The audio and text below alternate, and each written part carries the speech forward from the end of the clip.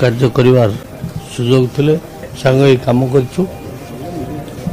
जणे भल प्रशासकर कर्तव्य जहाँ से निष्ठार सहित पालन करते बहु अफिसर को देखी जहाँ नैतिक कर्तव्य उपदेश दबा जहाँ आईन कानून से जहाँ करवा उचित सी मत से भाव में एडवाइस दौले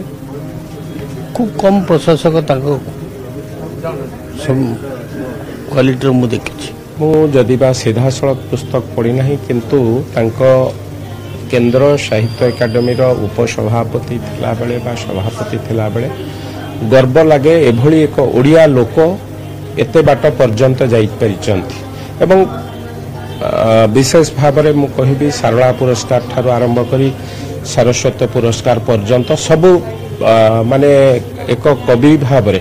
प्रशासनिक दृष्टि ठीक अच्छे किंतु एक कवि भाव में ओडिशावासी को जो तांकर श्रेष्ठ दान देइचंती निश्चित भाव से सबुदिन आम पाखे अमर होकर रहिबे।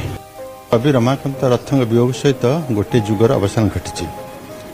से केवल ओडिया साहित्य न भारतीय साहित्य शिखर पुरुष थे केंद्र साहित्य एकाडेमी उपसभापति और सभापति रहा सहित से तार सर्वोच्च सब सम्मान फेलोशिप से लाभ करते शिराधा कविता से काव्यटी जो से नाम उच्चारण कर भारतवर्ष जेकोसी राज्य में साहित्य अनुरागी से कहीपारती एवं तांकर से शैलीटी से निजस्व स्वभाव करते कारण से एभली गोटे शैली आविष्कार करते जहाँ गीतिमय तार चापरे चूर्ण हेनी किंतु तार गद्यर सीमांत से भाव प्रकाश कर से शैलीटी नहीं अनेक कोठरी संदिग्ध मृदया श्रीराधा श्री पलातक ये सप्तम ऋतु ये सब गोटे गोटे अनन्य अभिधान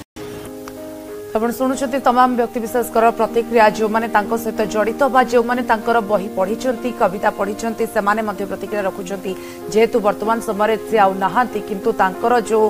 कालजयी कविता रही सबुदिन समस्ते